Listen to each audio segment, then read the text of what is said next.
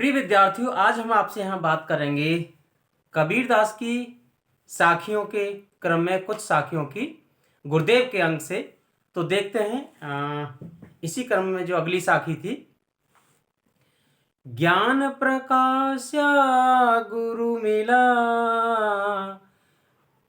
और सोजिन भी सरिन जाय। ज्ञान प्रकाशा गुरु मिला। कबीरदास जी कहते हैं कि ऐसा गुरु आपको मिल गया है जिसने आपके जीवन में ज्ञान का प्रकाश फैला दिया है। यानी ऐसा गुरु जिसने अज्ञान के अंधेरे को मिटाकर ज्ञान का उजाला दे दिया है। सो जिन बिसर न जाए, उसको कभी भी तुम भूल मत जाना, क्योंकि ऐसे गुरु को भूलने का अर्थ है अपना सारा जीवन बर्बाद कर देना और मिटा देना।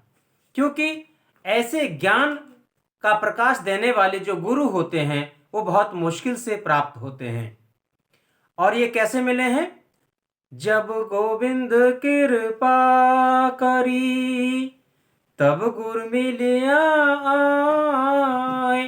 कि तुमको जो ज्ञान का प्रकाश देने वाला जो गुरु मिला है, जो गुरुदेव मिले हैं, वे कब मिले हैं? जब आपके ऊपर ईश्वर की कृपा हुई है, ईश्वर की अनुकंपा हुई है। अर्थात बिना ईश्वर की कृपा के तुमको ज्ञान का प्रकाश देने वाला गुरु प्राप्त नहीं होता।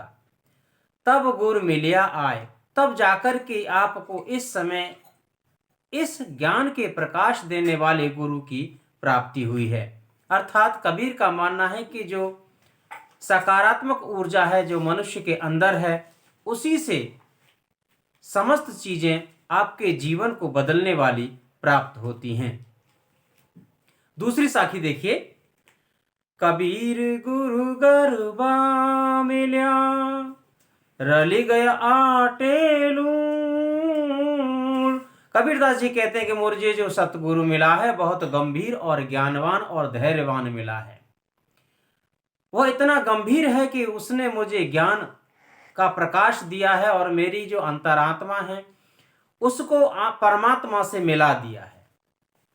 अब आत्मा, परमात्मा और जीव और जगत का कुछ भेद शेष नहीं रहा है। कबीर गुरु गरबा मिला रल गया आटे लूण। अब मेरी आत्मा का संबंध परमात्मा से जुड़ गया है। यानी भक्त जब भगवान से मिल जाता है तो इस संसार के माया मोह से विरक्त हो जाता है, दूर हो जाता है। अब देखिए, जब आत्मा परमात्मा मिल चुकी और भक्त और भगवान मिल चुके, जाति पाति कुल सब मिटे। अब मेरी कोई जाति नहीं रही, अब मैं जाति विहीन हो गया। अर्थात जो भगवान का भक्त होता है उसकी कोई जाति नहीं होती। वह ईश्वर से इस प्रकार मिल जाता है जैसे आटे में नमक को मिला दिया जाता है, उसको अलग करना संभव नहीं है। जाते पाते सब कुछ मिटा, हरि नाम धरोगे कौन। अब मेरा तुम क्या नाम धरोगे? अर्थात संसार के लोग मुझे किस नाम से जानेंगे? क्योंकि भगवान के पास पहुंचने पर जाति कुल सब कुछ समाप्त हो जाता है। केवल जब आत्मा परमात्मा में मिल जाती है तो वहां केवल एक नाम रहता है, वह सत्य। जैसे बर्फ जब पिघल जाती है और पानी में मिल जाती है तो वो पानी बन जाती है, ऐसे आत्मा जब परमात्मा में मिल गई तो वो परमात्मा का रूप हो गई, वह उससे अलग हो ही नहीं सकती है।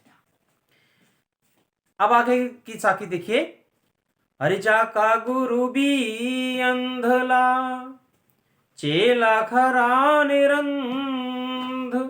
कबीरदास जी कहते हैं कि जिसका गुरु अंधा है, अर्थात गुरु अज्ञानी है, जिसको कोई ज्ञान नहीं है, तो उसका शिष्य भी अज्ञानी ही पैदा होगा। अर्थात शिष्य भी ऐसा होगा जैसे निपट अंधा।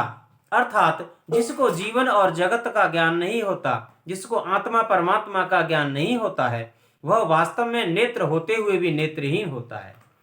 यानी दृष्टि तो है लेकिन उसके पास दृष्टि नहीं है, यानी नजर तो है लेकिन नजरिया नहीं है। तो ऐसा जो लोग होते हैं वो क्या होते हैं? आंख होते हुए भी अंधे होते हैं।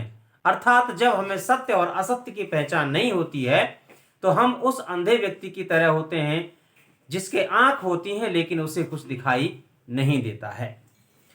आगे कहते हैं कि देखिए भाई, जब गुरु अज्ञानी होगा तो शिष्य भी अज्ञानी होगा। इसी को स्पष्ट करते हुए कबीर कहते हैं, अंधा अंधा ठेलिया, यानी एक अंधा दूसरे अंधे को ढकेल कर ले जाता है। कहां ले जाता है? यानी जिस रास्ते पर ले जाता है उस रास्ते का कोई अता पता कहीं तक नहीं होता है। दून्यो कूप पड़ंत, गुरु अज्ञानी होगा तो शिष्य भी अज्ञानी होगा। यानी जब गुरु को सत्य का ज्ञान नहीं होगा तो शिष्य को भी सत्य का ज्ञान नहीं होगा। और जिसका गुरु अंधा है तो शिष्य भी अंधा होगा। यानी जो गुरु है वो इस सांसारिक माया मोह और भव सागर से पार कराने के लिए शिष्य को उस इस सांसारिक माया मोह के जाल में ले जाकर डुबो देगा। यानी दो अंधे जब जाते हैं रास्ते में, कुआं पड़ता है तो एक दूसरे को कोई मार्ग नहीं दिखा पाता है, क्योंकि दोनों ही अंधे हैं। ले जाने वाला भी अंधा और चलने वाला भी अंधा। इसी के साथ समाप्त। फिर आगे की साखियों की हम चर्चा करेंगे आगे वाली वीडियो में। तब तक आप देखते रहिए, हमारे चैनल पर बने रहिए। धन्यवाद।